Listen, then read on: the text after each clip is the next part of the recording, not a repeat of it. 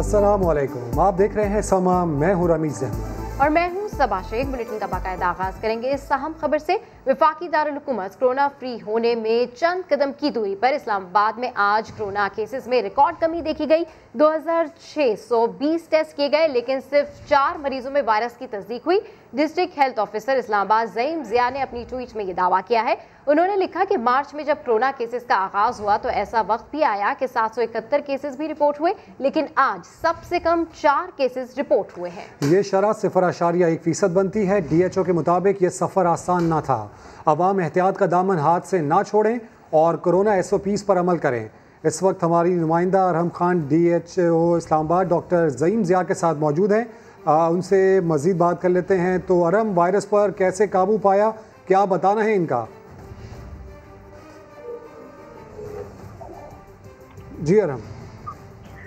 जी बिल्कुल जमीन ऐसा ही है कि इस्लामाबाद में कोरोना केसेस में बहुत ज़्यादा कमी आ गई है और DHO इस्लामाबाद डॉक्टर ज़ईम ज़िया ने भी यही कहा है। उन्होंने ट्वीट भी किया है कि ये बहुत खुशाइन बात है कि इस्लामाबाद में कोरोना केसेस में वाज़ेह कमी नज़र आई है। आज 2620 टेस्ट हुए, जिसमें से सिर्फ 4 पॉजिटिव आए और अगर हम इसमें शरह की बात करें तो 0.1% ये है, जो कि बहुत खुशाइन है। सबसे पहले हमने देखा था कि मार्च में इस्लामाबाद में 771 केस रिपोर्ट हुए थे, जो कि सबसे ज़्यादा थे, और आज इस्लामाबाद में सिर्फ 4 केस रिपोर्ट हुए हैं, जिसकी वजह से ये शहरियों का भी इसमें बहुत ज़्यादा हाथ है, क्योंकि वो फेस मास्क का इस्तेमाल कर रहे हैं, सैनिटाइजर्स का इस्तेमाल कर रहे हैं और एहतियाती तदाबीर जो हुकूमत ने बताई हैं उन पर अमल पैरा हैं, जिसकी वजह से सिर्फ 4 केसेस रिपोर्ट हुए हैं इस्लामाबाद में। शुरू में एकदम से क्योंकि लोग पैनिक भी हो गए थे, एक नई बीमारी थी जिसकी वजह से लोग काफ़ी ज़्यादा परेशान थे और उन्हें समझ नहीं आ रही थी, तो हॉस्पिटल्स के ऊपर भी बहुत ज़्यादा लोड हो गया था। लेकिन उसके बाद DHO जो है, उनकी टीम, डिस्ट्रिक्ट हेल्थ ऑफिसर, उनकी जो पूरी टीम है, उन्होंने अंत तक मेहनत की। TTQ फार्मूला बनाया गया, टेस्टिंग, ट्रेसिंग एंड क्वारंटीन जो है, ये फार्मूला बनाया गया और इस स्ट्रैटेजी के तहत चले वो। उन्होंने कॉन्टैक्ट ट्रेसिंग भी की। जो लोग, अगर कोई कोरोना पेशेंट है तो उनके साथ के जो कॉन्टैक्ट्स हैं उनको भी वो ट्रेस करते थे, उनके भी टेस्ट करते थे और उस वजह से आज इस्लामाबाद में सबसे कम 4 केसेस रिपोर्ट हुए हैं। तो एक बहुत खुशाइन बात है और बहुत अच्छी बात है कि बाकी शहरों में जहाँ केसेस में कमी हो रही है, बतदरीज कमी आ रही है, लेकिन इस्लामाबाद अब वो वाहिद शहर बन गया है जिसमें सिर्फ 4 केसेस जो हैं वो रिपोर्ट हुए हैं। और इस्लामाबाद में एक वक्त आया था मार्च में, बहुत ज़्यादा केसेस रिपोर्ट होना शुरू हो गए थे, जिस वजह से बहुत सारे लोग परेशान भी हो गए थे कि इस्लामाबाद जैसे शहर में भी, जिसको हम शहर इक़्तिदार कहते हैं, वहाँ पर बहुत ज़्यादा केसेस रिपोर्ट हो रहे हैं। काफ़ी तशवीशनाक बात थी, लेकिन टीम्स ने अंत तक मेहनत की है। DHO डॉक्टर ज़ईम ज़िया से हमारी बात हुई, उन्होंने भी यही कहा है कि ये सारा क्रेडिट टीम को जाता है और शहरियों को जाता है जो एहतियाती तदाबीर पर अमल दरामद है। लेकिन साथ उन्होंने ये भी कहा कि अभी वो वक्त नहीं है कि हम एहतियाती तदाबीर को छोड़ बिल्कुल, दें। ये बहुत खुशाइन बात है कि सिर्फ 4 केसेस ही रिपोर्ट हुए हैं, लेकिन अवाम एहतियात का दामन हाथ से ना छोड़ें। अपडेट करें थी अरहम खान। इसके साथ ही आपको बताते हैं कि DHO ज़ईम ज़िया ने क्या कहा, आपको सुनवाते हैं। आज से पहले हालात जो शुरू में पीक टाइम था उसमें 800 के करीब तक केसेस आए, लेकिन आज जो शुरू हुए थे केसेस मार्च से लेकर अब तक, उसमें लोवेस्ट फिगर आया 4 जो केसेस पॉजिटिव आए और 2620 टेस्ट हुए इस्लामाबाद के अंदर। तो पॉजिटिविटी 0.1% रही है, लेकिन वी आर वेरी केयरफुल कि हम ये नहीं चाहते कि केसेस कम हुए तो वो लोग इसको कोरोना को जो है वो उस तरह से सीरियस ना लें। और लॉकडाउन खत्म होते ही पंजाब भर में शहरियों ने कोरोना से बचाव की तदाबीर भी फरामोश कर दी। सेक्रेटरी हेल्थ ने सूबे में वायरस की दूसरी लहर की पेशगोई कर दी। दूसरी लहर शदीद होगी, हुकाम कोरोना SOPs पर अमल यकीनी बनाएं। तमाम इजला को मरासले जारी कर दिए गए। दानियाल उमर की रिपोर्ट में देखिए। कारोबारी मराकज में कोरोना से बचाव का इंतजाम नहीं। 15 रोज में कोरोना केसेस बढ़ने का अलर्ट जारी। महकमा सेहत ने खतरे की घंटी बजा दी। आहिस्ता आहिस्ता जो कंप्लाइंस का लेवल है वो डाउन हो गया और अगर खुदा न खास्ता हमने इसका अभी तदारुक ना किया तो फिर आज से 10-12-15 दिन के बाद केसेस भी आ सकते हैं। जहाँ जहाँ भी रिलैक्सेशंस हुई वहाँ पे सेकंड पीक आई। मार्केट आने वाले शहरियों की मन तक भी सुने। कोई कहता है कोरोना कभी नहीं देखा, कोई हुकूमत पर फंड्स लेने का इल्जाम आयद कर रहा है, मगर मास्क पहनने पर तैयार नहीं है। वहाँ भूखी मारी है, ये कोरोना के नाम पे बाहर से इमदाद आ रही है, किसी को दिए ही नहीं। टेंट में घुसने नहीं देते, उसके लिए रखा हुआ मास्क। पर जहाँ पे नहीं जाने देते वहाँ आप लगा लेते? वहाँ लगा लेते। मुझे तो पता ही नहीं, हम तो विलेज से आए हैं, हमारे विलेज में तो नहीं है वहाँ पे कोरोना। तमाम अजला को मरासले के जरिए कोरोना की दूसरी और शदीद लहर आने पर खबरदार किया गया। DCO और RPOs को हिदायत की गई है कि मास्क और समाजी फासला यकीनी बनाएं। कैमरामैन खुरम फयाज के साथ दानियाल उमर, समा, लाहौर। पंजाब में कोरोना के नए केसेस की शरह 2.6% है। 24 घंटों के दौरान 7,800 से ज़ायद टेस्ट किए गए, जिनमें से 210 मस्बत आए। अपडेट्स हासिल कर लेते हैं समा के नुमाइंदे दानियाल उमर से। दानियाल, क्या बताना है महकमा सेहत का? जी बिल्कुल, महकमा सेहत पंजाब के मुताबिक पंजाब में कोरोना वायरस की जो तशवीशनाक मरीज हैं उनमें इजाफा हो रहा है। 4 अगस्त को पंजाब के जो हाई डिपेंडेंसी यूनिट हैं उनमें 110 अफराद दाखिल थे, जबकि 12 अगस्त को जो HDUs हैं उनमें मरीजों की तादाद 184 हो गई। इसी तरह 4 अगस्त को पंजाब में जो वेंटिलेटर्स पर मरीज थे वो 45 थे, और 12 अगस्त को पंजाब में जो वेंटिलेटर्स पर मरीजों की तादाद है वो 5 बढ़ गई, जिसके बाद वो 50 हो गई। पंजाब में गुज़िश्ता रोज 6,971 टेस्ट हुए थे, जिनमें से 128 मस्बत आए थे, और आज 24 घंटों के दौरान 7,800 से ज़ायद टेस्ट जो है वो पंजाब में हुए हैं, जिनमें से 210 जो है वो मस्बत आए हैं। टेस्ट ज़्यादा होने पर जो पॉजिटिव आने की शरह है उसमें इजाफा देखने में आ रहा है। जी, अपडेट्स के लिए शुक्रिया दानियाल। महदूद वसाइल वाले मुल्क ने कोरोना को कैसे शिकस्त दी? आर्मी चीफ से टेलीफोनिक गुफ्तगू में माइक्रोसॉफ्ट के बानी बिल गेट्स ने मूजी वायरस के खिलाफ पाकिस्तान के मौसर किरदार की तारीफ की। पोलियो के खिलाफ ताउन जारी रखने का ऐलान भी किया। आर्मी चीफ कहते हैं पोलियो फ्री पाकिस्तान एक कौमी मकसद है। इस्लामाबाद से रिपोर्ट देखिए उस्मान खान की। आर्मी चीफ और गेट्स फाउंडेशन के बानी बिल गेट्स के दरमियान टेलीफोनिक राब्ता, पाकिस्तान में कोरोना की सूरत हाल और पोलियो मुहिम के दोबारा आगाज पर बातचीत। बिल गेट्स ने इंसदादे पोलियो मुहिम में पाक फौज के किरदार और खिदमात को सराहा। महदूद वसाइल के बावजूद कोरोना के खिलाफ पाकिस्तान के किरदार को भी काबिल तारीफ करार दे दिया। कोरोना और इंसदादे पोलियो मुहिम में पाकिस्तान से ताउन जारी रखने का भी ऐलान कर दिया। Army chief general Qamar Javed Bajwa ने कहा कि पोलियो फ्री पाकिस्तान एक कौमी मकसद है। इंसदादे पोलियो में बुनियादी किरदार पोलियो वर्कर्स, मोबाइल टीम्स और कानून नाफिज करने वाले इदारों का है। पोलियो से पाक पाकिस्तान के लिए काविशें कौमी फरीजा है। आर्मी चीफ का कहना था कि कोरोना के खिलाफ कामयाबी NCOC की हिकमत अमली और मुस्बत इज्तिमाई कौमी रद्द-ए-अमल का समर है। हुकूमती पाबंदी नजरअंदाज। खैबर पख्तूनख्वा के बेशतर इलाकों में स्कूल खुले तो इंतजामिया ने भी एक्शन ले लिया। कई स्कूल सील करके प्रिंसिपल्स पर मुकदमात कायम कर दिए। खैबर पख्तूनख्वा के कई शहरों में आज प्राइवेट स्कूल खोल दिए गए और फिर सरकारी इंतजामिया हरकत में आ गई। 25 स्कूल सील कर दिए गए। कई प्रिंसिपल्स के खिलाफ NDMA एक्ट के तहत मुकदमात दर्ज कर लिए गए। 4 सद्दा में भी आज सारे प्राइवेट स्कूल खोल दिए गए। सुबह 7 से 10 बजे तक क्लासेस हुई। तर्जुमान प्राइवेट स्कूल 4 सद्दा ने कहा है कि जिले में पीर को भी स्कूल खोले जाएंगे। मालाकंड डिवीजन में भी आज तमाम प्राइवेट स्कूल खोले गए। SOPs के तहत बच्चों को बुखार चेक करके क्लासों में बिठाया गया।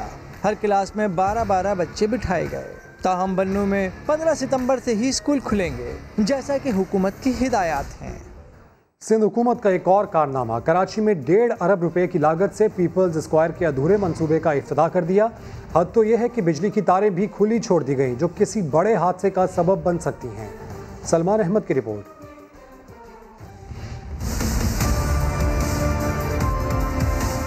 सेज सजा नहीं मगर लड्डू खाने की जल्दी में हुकूमत सिंध ने पार्टी चेयरमैन से पीपल्स स्क्वायर का फीता कटवा दिया। DJ साइंस कॉलेज से मुत्तसिल अधूरे मंसूबे को आवाम के लिए खोल दिया गया, जहां अब भी काम जारी है। यौम आज़ादी पर कराची वालों को तोहफा देने के चक्कर में जियाली सरकार ने शहरियों की जिंदगियां भी खतरे में डाल दी। 1.5 अरब की लागत से इस शाहकार मंसूबे में बिजली की तारें खुली पड़ी हैं। इलेक्ट्रिक वायर को कंसील करने के बजाय टेप लगाकर छोड़ दिया गया। मैं अब यहाँ आई हूँ, खुशी तो हुई देख के, ओपनिंग भी हुई है, लेकिन ये कि यहाँ पे थोड़ी सी बहुत बड़े ब्लंडर्स भी किए हैं। यहाँ ओपन वायर्स पड़ी हैं, पब्लिक के लिए बहुत मुसीबत हो जाएगी। बच्चे साथ आते हैं और अगर किसी को कोई ना कोई प्रॉब्लम हुई तो इसका जिम्मेदार कौन होगा? कहीं दीवारों पर तो कहीं गमले के पीछे बिजली की तारों को छुपा दिया गया, जो फैमिली के साथ आने वाले बच्चों के लिए इंतहाई खतरनाक है। जेरे जमीन पार्किंग से ऊपर आने के लिए लिफ्ट भी चालू नहीं की जा सकी, क्योंकि पार्किंग एरिया में ताहाल काम जारी है। सितम बालाए सितम ये कि पीपल्स स्क्वायर के आखिरी हिस्से में की जाने वाली गहरी खुदाई भी खतरे से खाली नहीं। कैमरामैन एरिक पेरेरा के साथ सलमान अहमद, समा, कराची। और पीटीआई रहनुमा खुर्रम शेर जमान ने दावा किया है कि बीआरटी पेशावर के इफ्तिताह के बाद पीपल्स पार्टी घबराहट का शिकार है। सूबाई हुकूमत ने 12 साल में अवाम के लिए कुछ नहीं किया, जो भी किया हमेशा शोबाजी के लिए किया। समा से गुफ्तगू में उन्होंने मजीद क्या कहा, आपको सुनवाते हैं। घबराहट के शिकार हैं जब इन्होंने देखा है कि पाकिस्तान तहरीक इंसाफ ने पेशावर में बीआरटी का इतना बड़ा प्रोग्राम लॉन्च कर दिया और माशाल्लाह इतनी जबरदस्त जो है बीआरटी की कंपटीशन हुई है, तो जाहिर है कि इनको भी इसके ऊपर थोड़ा बहुत इंफीरियरिटी कॉम्प्लेक्स हो रहा था और इन्होंने सोचा कि हम भी जल्दी से कुछ कर दें। तो देखिए, आप पीपल्स पार्टी से कभी भी अच्छे की तवक्को रखे नहीं। ये अगर कुछ करेंगे भी तो सिर्फ शोबाजी के लिए करेंगे, दिखावे के लिए करेंगे और उसके पीछे इनके अपने मोटिव्स होंगे। अवाम की खिदमत के लिए पाकिस्तान पीपल्स पार्टी ने 12 साल में कोई एक काम करा तो मुझे बताते हैं, अगर कुछ करा भी है तो उसके पीछे भी आपको कोई करप्शन नजर आएगी। बेहतर नहीं होता कि प्लाजा से बेहतर ये अवाम के करोड़ों रुपए पीने के पानी पे लगा लेते, स्ट्रॉन्ग ड्रिंक की सफाई पे लगा लेते, अच्छी तालीम या हेल्थ के निज़ाम पे बना लेते।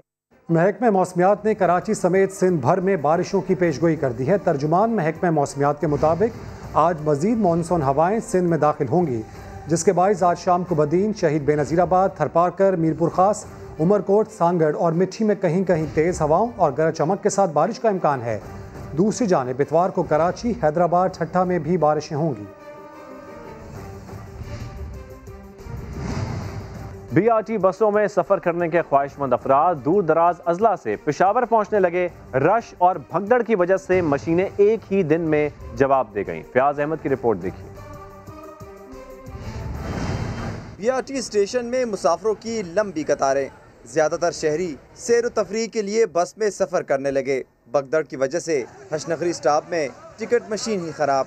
मसला ये है कि ये जो कार्ड का जो ऑटोमेटिक सिस्टम से कार्ड निकलता है, अगर ये मशीन ख़राब ना होता तो इतना ये क्यों नहीं बनता ना। अभी मैं एक स्टेशन से आया हूँ, उधर से उधर भी है मसला है कि वो एटीएम मशीन काम नहीं कर रहा है। सबको परेशान है, बूढ़े भी है, बच्चे भी है, इस तरह ख़वातीन भी है, उन सबको मसला है। इंतज़ामिया ने बदनज़मी की जिम्मेदारी शहरियों में शऊर की कमी को करार दिया। एंट्री की जगह एग्जिट पे आ जाते हैं, एग्जिट की जगह एंट्री पे आ जाते हैं। एंट्री पे कार्ड टैप करते हैं तो वो टाइम से पहले कर लेते हैं। एक का होता है, अचानक वो आ जाते हैं तो फिर वो मशीन स्टक हो जाती है। फिर जब दूसरा बंदा आता है तो उसके लिए वो खुलता नहीं है। वो कहते हैं कि यार तुम्हारी मशीनों में फ़र्क क्या। एक रोज़ कबल कई स्टेशन पर शहरियों की जानिब से तोड़ फोड़ भी हुई, जिसके बाद पीआरटी स्टेशन पर इब्तिदाई तौर पर 250 पुलिस एहलकार तैनात कर दिए गए। कैमरामैन आबिद खान के साथ फयाज अहमद, समा, पेशावर। सुप्रीम कोर्ट में खिंचाई के बावजूद कि इलेक्ट्रिक का किबला दुरुस्त न हुआ, कराची के मुख्तलिफ इलाकों में गैर एलानिया लोड शेडिंग का सिलसिला जारी है। लाइन लॉसेस वाले इलाकों में 7.5 घंटे की एलानिया लोड शेडिंग की जा रही है। के इलेक्ट्रिक की हरधर्मी बरकरार, सुप्रीम कोर्ट के अहकामात भी नहीं मान रही। कराची के मुख्तलिफ इलाकों में अब भी कई घंटों की लोड शेडिंग जारी। मलीर, शाह फैसल, बल्दिया और क्लिफ्टन समेत लाइन लॉसेस वाले मुख्तलिफ इलाकों में 2-2 घंटे की 3 बार और 1.5 घंटे की 1 बार, यानी 24 घंटों में 7.5 घंटे की एलानिया लोड शेडिंग का शेड्यूल जारी कर दिया गया। बिजली का तो अपनी मर्जी वाले हैं, आ गई है तो चल रही है, गई है तो फिर पता नहीं कब भी आनी कब नहीं आनी। सुबह लाइट जाती है 2 घंटे, फिर रात में जा रही है, फिर 12 से लेकर 2 बजे तक लाइट जाती है। दिन में 3 दफा लाइट यहाँ पे जा रही है, पहले यहाँ लाइट नहीं जाती थी। गर्मी में बैठे हैं, क्या कारोबार करेंगे हैं? जब गवर्नमेंट ही नहीं सुनती, अवाम खामोश बैठी है। जब अवाम रोड पे निकलेगी फिर गवर्नमेंट आ जाएगी। शहरी कहते हैं लियाकताबाद और औरंगी टाउन में एलानिया लोड शेडिंग के बाद भी के इलेक्ट्रिक की जानिब से 4 घंटे बिजली की बंदिश मामूल बन गई है। के इलेक्ट्रिक धड़ल्ले से मुख्तलिफ हीलों और बहानों से गैर एलानिया लोड शेडिंग का सिलसिला जारी रखे हुए है। कैमरामैन कामरानुद्दीन के साथ सलमान अहमद, समा, कराची। थाना कल्चर तो ना बदला, लेकिन पंजाब पुलिस के अफसरों की तनख्वाहों में गैर मामूली इजाफा कर दिया गया। पंजाब काबीना ने एजेंडे में शामिल ना होने के बावजूद राजदारी से खुसूसी अलाउंस की मंजूरी दे दी। पुलिस अफसरों की बुनियादी तनख्वाह से 1.5 गुना ज़्यादा एग्जीक्यूटिव अलाउंस दिया जाएगा। तो कहा जा सकता है कि अफसरों के वारे न्यारे हो गए। थाना कल्चर तो ना बदला, लेकिन पुलिस अफसरों के वारे न्यारे देखे जा रहे हैं। पंजाब पुलिस के अफसरों की तनख्वाहों में गैर मामूली इजाफा कर दिया गया। पंजाब काबीना ने एजेंडे में शामिल ना होने के बावजूद ये मंजूरी दे दी। बुनियादी तनख्वाह से 1.5 गुना ज़्यादा एग्जीक्यूटिव अलाउंस दिया जाएगा। वज़ीर इत्तलात पंजाब ने समा की खबर की तस्दीक कर दी। कहते हैं पुलिस और सिविल ब्यूरोक्रेसी अफसरान की तनख्वाहों में फ़र्क था। उन्होंने मजीद क्या कहा, आइए सुनते हैं। कि जो अफसरान थे ग्रेड 17 से ग्रेड 2021 के दरमियान, उनके और SNGAD के और सिविल ब्यूरोक्रेसी के जो यही अफसरान थे ग्रेड 17 से ग्रेड 21 के, उनकी तनख्वाहों में अच्छा खासा फर्क था। तो वो जो एक फर्क था उसकी वजह से थोड़ी सी उनके अंदर जनाब एक अफसरान के अंदर एक एहसास जैसे कहते हैं कि अफसोस कह लें, या उन्हें ये एहसास था कि हमारी तनख्वाहें कम है। उनकी और SNGAD और सिविल ब्यूरोक्रेसी के जो अफसरान हैं उनकी तनख्वाहों को बराबर किया गया, तो उसके तहत फिर उनकी जो ना एक अनाउंस ऐसा इंक्रीज किया गया कि जैसे उनकी तनख्वाहें तकरीबन बराबर हो गई हैं। बस ये फैसला हुआ। और बिजली सस्ती करने के लिए हुकूमत के बड़े फैसले, वफाकी वज़ीर इत्तलात शिबली फराज और शहजाद कासिम की प्रेस कॉन्फ्रेंस। बताया कि रेट ऑफ रिटर्न मकामी सरमायाकार के लिए डॉलर के बजाय रुपए में होगा। सरकारी बिजली घरों के रिटर्न रेट 10% पर ला रहे हैं। बिल्कुल, आपको इस खबर से अपडेट कर रहे हैं। यहाँ आपको बताएं कि बिजली सस्ती करने के लिए हुकूमत के बड़े फैसले, वफाकी वज़ीर इत्तलात शिबली फराज और शहजाद कासिम की प्रेस कॉन्फ्रेंस। बताया कि रेट ऑफ रिटर्न मुकामी सरमायाकार के लिए डॉलर के बजाय रुपए में होगा। सरकारी बिजली घरों के रिटर्न रेट 10% पर ला रहे हैं। इस हवाले से मजीद तफसीलात जानते हैं जुल्करनैन इकबाल से। जी जुल्करनैन, अपडेट कीजिए। देखिए, जब शिबली फराज साहब ने उनसे पूछा कि ये कब तक ये इसकी जो बिजली की कीमतें वो कम हो जाएंगी और कितना पर यूनिट फर्क पड़ेगा, एक आम आदमी के लिए सादे अल्फाज में समझा दें, तो वो इसका कोई वाज़ेह जवाब नहीं। जैसे कि उन्होंने कहा कि जो बिजली की कीमत का ताल्लुक है इससे ऑयल प्राइसेस का भी इम्पैक्ट होता है और भी कई फैक्टर्स होते हैं, इसलिए फौरी तौर पे तो वो नहीं बता सकते कि कितनी इससे कमी आएगी, इसका तयन बाद में किया जाएगा। फिर जब उनसे पूछा गया कि कब तक आवाम को सस्ती बिजली मिलना शुरू हो जाएगी, उन्होंने कहा हमारी कोशिश और ख्वाहिश तो ये है कि कल से ही हो जाए, लेकिन ये सारे मुआहदे हैं, इनका सिस्टम इनकॉर्पोरेट करने में वक्त लगेगा। और प्रेस कॉन्फ्रेंस के दौरान भी जो उन्होंने गुफ्तगू की उससे यही अंदाजा हो रहा था कि ये 2 से 2.5 साल का प्रोसेस है, जिस तरह वो बता रहे थे कि सारे सिस्टम को इनकॉर्पोरेट करने में लगेंगे। तो फिलहाल आवाम को सस्ती बिजली मिलना जो शिबली फराज साहब की बातों से लग रहा है कि वो मुमकिन नजर नहीं आ रहा। ठीक है, 2 से 2.5 साल का ये प्रोसेस हो सकता है। जुल्करनैन, आप हमें आगाह कर रहे थे और इसी मुतालिक क्या कहना था वज़ीर इत्तलात का, वो भी आपको सुनवाते हैं। जनरल पब्लिक को, आम बंदे को बताएं, वोटर को, आम आदमी को, कि ये सारे इकदाम से बिजली के टैरिफ के ऊपर या उसके बिल के ऊपर कब तक कम हो जाएगा, क्या फर्क पड़ेगा? देखें, ये हमारी तो कोशिश ये है कि कल से पड़ जाए, लेकिन जिस तरह आपको पता होगा कि जब एक मायदा होता है उसको इम्प्लीमेंटेशन में कुछ टाइम लगता है, और हमारी कोशिश ये है कि जल्द अज जल्द एक सियासी हुकूमत होने की हैसियत से हमारी अव्वलीन तरजीह ये है कि हम आवाम को खुशखबरी दे सकें। ये खुशखबरी तो है, लेकिन इसका कितना असर पड़ेगा, कितने रुपयों में, कितना यूनिट प्राइस पे, वो इंशाल्लाह आपको बहुत ही करीब हम बता देंगे कि आपके बिजलों में है कि कितना अंदाज़न फर्क पड़ जाएगा। देखें, ये वैसी वो बात होगी, मैं ऐसी बात में नहीं करूँगा। ऑयल की प्राइसेस पे डिपेंड करता है, कई फैक्टर्स हैं, लेकिन बिजली जो है सस्ती होने का हमारा हदफ है और वो इंशाल्लाह हम इन सारे जो इनिशिएटिव्स ले रहे हैं उस पर हम ये अचीव करेंगे। तो सुना आपने वज़ीर इत्तलात, और इसी पर मजीद बात कर लेते हैं। समा के नुमाइंदे जुल्करनैन इकबाल हमारे साथ मौजूद हैं। जुल्करनैन, गर्दिशी कर्जा या सर्कुलर डेट के हवाले से भी कोई बात हुई? देखिए, उनका बुनियादी तौर पे जो सबसे बड़ी अचीवमेंट जिसको अपना शौक कर रहे थे वो यही था कि पहले कैपेसिटी पेमेंट की जाती थी, यानी कि बिजली घर की सलाहियत के मुताबिक उनको अदायगी की जाती थी। बिजली गवर्नमेंट उनसे, या CPP है, जो सेंट्रल पावर परचेजिंग एजेंसी है, वो उनसे जितनी मर्जी बिजली खरीदे या ना खरीदे, कैपेसिटी पेमेंट होती थी जो सर्कुलर डेट की सूरत में सामने आती थी। अब इनका ये कहना है सिर्फ बिजली घरों को उतनी ही अदायगी की जाएगी जितनी उनसे बिजली खरीदी जाएगी, जिससे सर्कुलर डेट के ऊपर एक बड़ा फर्क पड़ेगा। इसकी ये उम्मीद लगा के हुकूमत बैठी है। और इससे साथ ही साथ उनका ये भी कहना था जो रेट ऑफ रिटर्न था, जो पेनल्टी रेट थी, यानी कि अगर अदायगी बर वक्त ना की जाए उस पर जो पेनल्टी 4% थी, जो इंटरेस्ट दिया जाता था, उसको उनका कहना है कि कम करके 2% किया जा रहा है, जिससे भी जो सर्कुलर डेट है वो काफी हद तक कम होगा। साथ ही साथ जो सरकारी बिजली घर थे उनका जो रेट ऑफ रिटर्न था वो कहीं पर 16% था किसी बिजली घर। ठीक है जुल्करनैन, आप हमें आगाह करें, इसी पर मजीद बात कर लेते हैं। माहिर मैशत मुजम्मिल असलम साहब हमें ज्वाइन कर चुके हैं। बहुत शुक्रिया, आपने समा के लिए वक्त निकाला। सर, बिजली सस्ती करने के हुकूमत के बड़े फैसले सामने आए। वफाकी वज़ीर इत्तलात शिबली फराज और शहजाद कासिम ने प्रेस कॉन्फ्रेंस की, जिसमें बताया कि रेट ऑफ रिटर्न मुकामी सरमायाकार के लिए डॉलर के बजाय रुपए में होगा। क्या कहेंगे इस पे आप? मैं ये समझता हूँ कि ये बहुत बड़ी कामयाबी है, और ये खास तौर पे उस वक्त कामयाबी है जब पाकिस्तान के जो खजाने खाली हो चुके हुए थे और ये कंपनियां चंद सालों से जो है धमकी दे रही थी कि हम आपको इंटरनेशनल कोर्ट्स में ले जाएंगे क्योंकि आपने मुआहदा किया है। तो हुकूमत ने बगैर लड़ाई झगड़े के, अफवाह तफहीम के जिस तरीके से इनके साथ एग्रीमेंट किया है, पहले तो ये कि अब हम उनको जो उनकी प्रॉफिट की अदायगी डॉलर में नहीं करेंगे, फिर जो हम जिस शरह से उनको मुनाफा दे रहे थे 17%, उसको कम करके जो है 12% पे ले आए। फिर इसके अलावा बिजली लेते थे या नहीं लेते थे, हम उनको अदा करते थे उसकी कीमत। अब हम बिजली लेंगे तो उसकी कीमत अदा करेंगे। ये इतने बड़े एग्रीमेंट हुए हैं, शायद किसी के वहम गुमान में भी नहीं था, और बगैर किसी लड़ाई झगड़े के, बगैर किसी कोर्ट में जाए। अब रहा सवाल ये कि इसका हुकूमत को फौरी तौर पे फायदा क्या होगा। आने वाले दिनों में जो गर्दिशी कर्जे की जो मिकदार थी वो अब उस तरीके से नहीं बढ़ेगी जैसे बढ़ी थी, क्योंकि गर्दिशी कर्जा भी एक कौम के ऊपर कर्जा होता है। और दूसरा ये कि अब जब ये रुक जाएगा तो एक जो टैरिफ बढ़ने की, जो बिजली के बिल बढ़ने की तलवार लटक रही थी, शायद वो अब तलवार उस तरीके से ना लटके। तो मैं अभी सुन रहा था आप लोग की बातें कि बिजली की कीमत कितनी कम होगी, तो पहले मरहले में हुकूमत कोशिश ये करेगी कि कम से कम बिजली की कीमत बढ़ाए ना, और जितना भी गर्दिशी कर्जा है उसको निपटाए, ताकि ये बिजली घरों के साथ हुकूमत ने मुआहिदा किया है कि अगर आप सस्ती कर देंगे तो हम आपके पुराने कर्जे उतार देंगे। अगर एक दफा जब कर्जा नीचे आना शुरू हो जाएगा तो ये अवाम के ऊपर खुद ब खुद बोझ कम हो जाएगा, क्योंकि हुकूमत को जब कर्जा उतारना होता है तो वो टैक्सेस नए लगाती है। तो जब टैक्सेस उसमें जो है नए नहीं लगेंगे और आवाम को काफी उसकी शक्ल में रिलीफ मिल जाएगा। अच्छा, ये बताइएगा कि बिजली आवाम के लिए सस्ती होगी, सनतों के लिए सस्ती होगी, क्योंकि ये तो बहुत बड़ा मसला है, एनर्जी क्राइसिस है हमारे लिए, ये बताइएगा थोड़ा सा। देखिए, मैंने जैसे कहा कि अभी शायद हम बिजली सस्ती करने की सूरत हाल में नहीं है, क्योंकि 2300 अरब से ज्यादा का इस वक्त गर्दिशी कर्जा है, उस कर्जे को भी आपने उतारना है।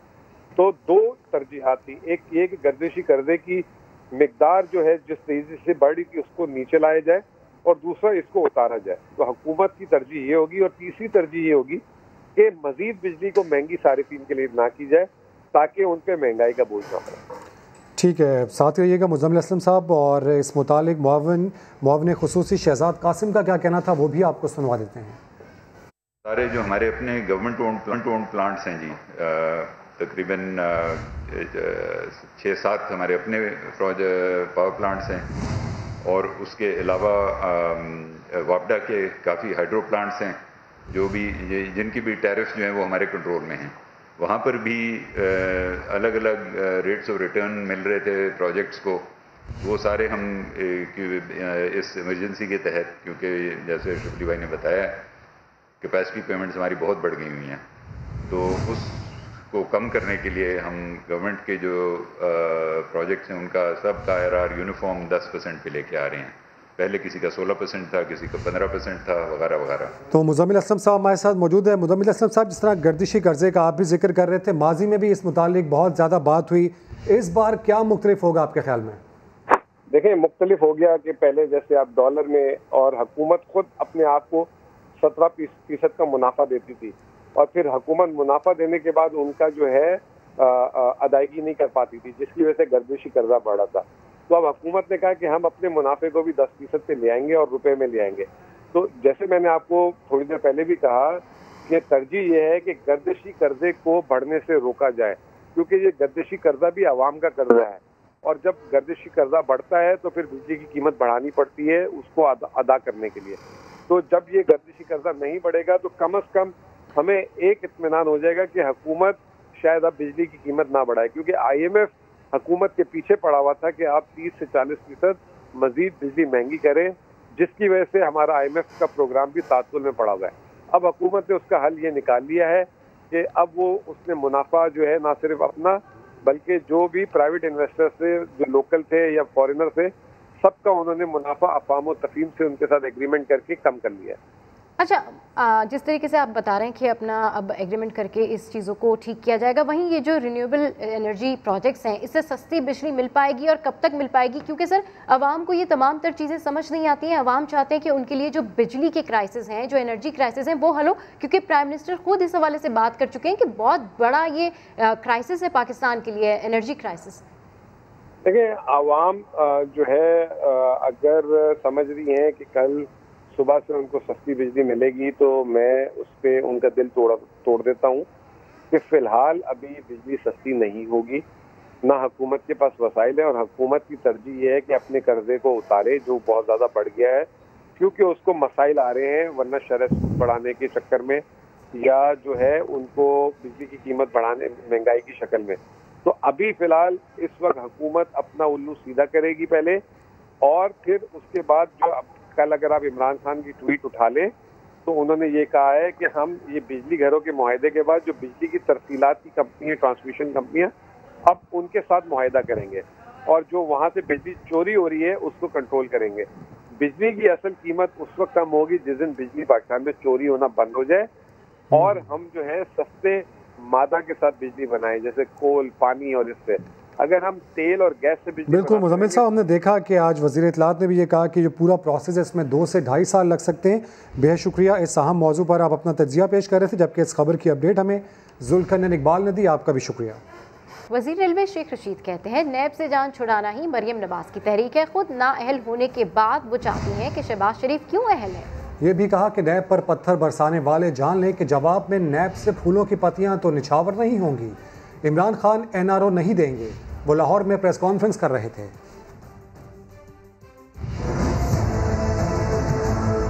जब तक इमरान खान उस्मान बुज़दार के साथ खड़ा है, उस्मान बुज़दार को सत्ते खैर हैं। मरियम साहबा वो खुद नाअहल हो चुकी हैं, वो चाहती हैं शहबाज क्यों इस तरह अहल फिर रहा है। अभी तक जितने पत्थर नैब पे पड़े हैं, कोई नैब इनके जवाब में कोई फूलों की पत्तियां इन पे निछावर नहीं करेंगी। आज नवाज शरीफ जहां है वो मरियम की वजह से है, और अब शहबाज शरीफ को जहां पहुंचाना चाहती हैं वो मरियम पहुंचाना चाहती है। और शहबाज शरीफ और हमजा का केस सीरियस है। ये समझ रहे हैं कि मौलाना फजलुर रहमान को इस्तेमाल करेंगे, और फजलुर रहमान समझ रहा है कि वो सियासी तौर पर बच्चों को वरगला सकेगा। दोनों भूल में है। फजलुर रहमान साहब जागते रहना, इनका एक ही मुतालबा है कि हमारी जान जो है हमारी केसों से छुड़ाई जाए, नैब को ही ख़त्म कर दिया जाए। इमरान खान के हाथों ये अपोजिशन जिच होगी, NRO नहीं मिलेगा। जब भी कभी वक्त आया, ये कभी वोटों पे पूरे नहीं उतरेंगे। चीनी का भी नैब में केस है, टार्जन दोनों तरफ जाएगा। बाजवा साहब कल जा रहे हैं और अच्छी खबरें आएंगी सऊदी अरब से। आसिफ अली जरदारी की तवील अरसे बाद सियासी सरगर्मी। कराची में पीपल्स पार्टी की सेंट्रल एग्जीक्यूटिव कमेटी के इजलास में शिरकत की। मुल्कगीर सियासी सरगर्मियों के आगाज का ग्रीन सिग्नल दे दिया। इजलास की अंदरूनी कहानी जानते हैं संजय साधवानी से। संजय, अहम इजलास है, आसिफ जरदारी इस इजलास में शरीक हुए हैं तो यकीनन तजावीज़ भी सामने आई होंगी, क्या मशवरे मिले? बिल्कुल, साबिक सदर कहते हैं केसेस हमारे लिए नए नहीं है, हालात का मुकाबला किया है, मजीद भी करेंगे। पंजाब में एक मरतबा फिर सरगर्म होने का उन्होंने इशारा किया है, कहा कि APC का इंतजार ना किया जाए, पंजाब में सियासी सरगर्मियां शुरू की जाए। जो 17 तारीख को पेशी है साबिक सदर की, उस सिलसिले में कारकुनान को तैयार रहने का हुक्म दिया गया है। इम्कान ये जाहिर किया जा रहा है कि जियाले साबिक सदर के हमरा नैब दफ्तर जाएंगे। इसमें अरकान है कि सेनेट के और सूबाई कौमी असम्बली के अरकान की शामिलियत का भी इम्कान जाहिर किया जा रहा है। SPC का इजलास इस वक्त भी जारी है, अहम फैसले किए जा रहे हैं, जिसमें उम्मीद ये की जा रही है कि पीपल्स पार्टी दोबारा जो है वो रोड सरगर्मियां शुरू करने जा रही है। जी ठीक है, संजय साधवानी अपडेट कर रहे हैं, आपका शुक्रिया। मौलाना फजलुर रहमान ने एक बार फिर हुकूमत के खिलाफ सड़कों पर आने का इशारा दे दिया। कहते हैं उनसे हुकूमत की बिसात मार्च में लपेटने का वादा किया गया था, अब मिलियन मार्च होगा। मजीद क्या कहा, आइए सुनते हैं। इस पर इख्तलाफ नहीं कि हम APC बुलाएं, इस पर कोई इख्तलाफ नहीं कि हमें एक नई तहरीक की तरफ जाना चाहिए, लेकिन कुछ चीज़ें हैं जो हमारी नज़र में इस नज़रिए के साथ मुतसादिम हैं। FATF के तहत शराइत के तहत काउंसिल हमारा एक गिला शिकवा अपनी जगह पर है कि बड़ी जमातों को जो हमारे अपोजिशन के हैं उनको इसमें सहूलतकारी नहीं करनी चाहिए। भी हमारा उनसे यही तकाजा है कि ये रविश अगर तर्क कर दी जाए, अगर हमारे कौल और फेल में तजाद हो, हमारे अमल में तजब्जुब हो, फिर आम आदमी का वो एतमाद हम हासिल नहीं कर सकते जो होना चाहिए। वादे ये थे कि मार्च में इस हुकूमत की बिसात लपेट दी जाएगी, और मार्च गुजर गया है तो अब जाहिर है जी कि अब मिलियन मार्च ठीक रह गया है। वादा किसने किया? जो लाए हैं उन्होंने किया। लंदन में कश्मीरी और सिख कम्युनिटी का इंडियन हाई कमीशन के सामने एहतजाज। मुजाहिरीन ने भारत मुखालिफ प्ले कार्ड्स और बैनर्स उठा रखे हैं। मजीद जान लेते हैं लंदन में मौजूद अपने नुमाइंदे अथर अब्बासी से। अथर, क्या मुतालबा कर रहे हैं ये मुजाहिरीन?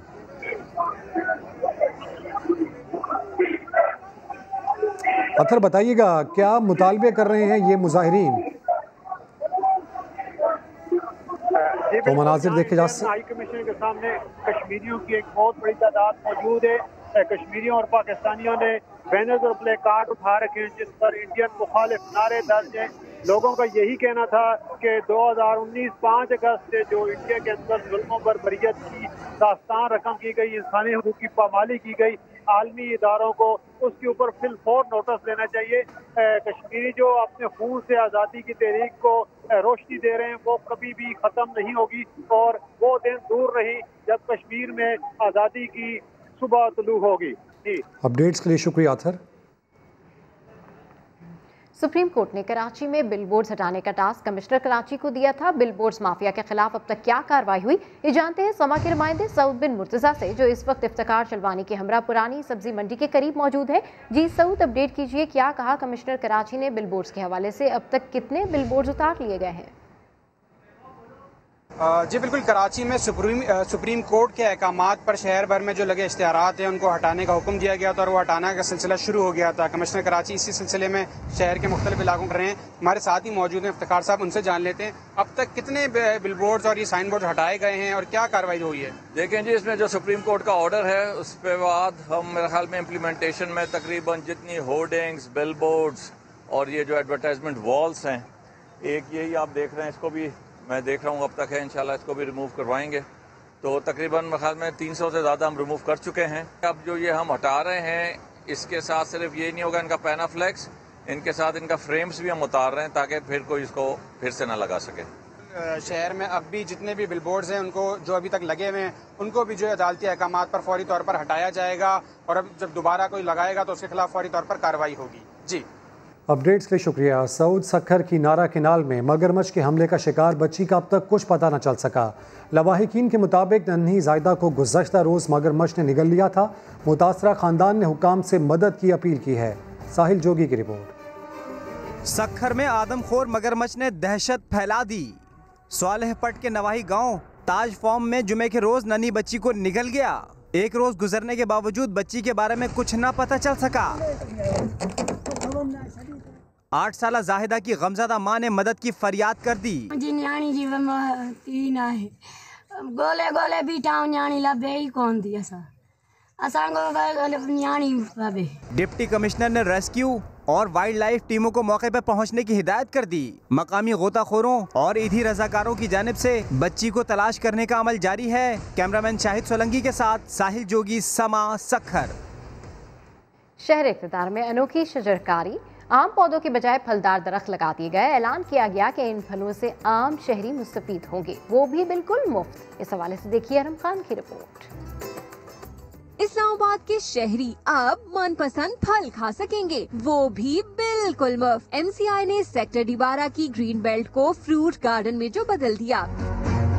बाग में खुबानी, सेब और लुकात समेत कई रसीले फलों के पौधे लगाए गए हैं। मेयर शेख अंसर अजीज ने भी अपने नाम का पौधा लगाया। कहते हैं अवामी बाग की हिफाजत अवाम के ताउन के बगैर मुमकिन नहीं। तो हमारे लोग भी, एनवायरनमेंट के लोग भी और जहाँ पे लोकल जो रेजिडेंट्स हैं ये भी इसकी हिफाजत करेंगे। 2, 4, 5 साल में जब भी ये फ्रूट ट्रीज जो हैं वो फ्रूट देंगे तो यहाँ के इस्लामाबाद के लोग हैं, स्पेशली डिटेल के लोग हैं, उससे इस्तेफादा करेंगे।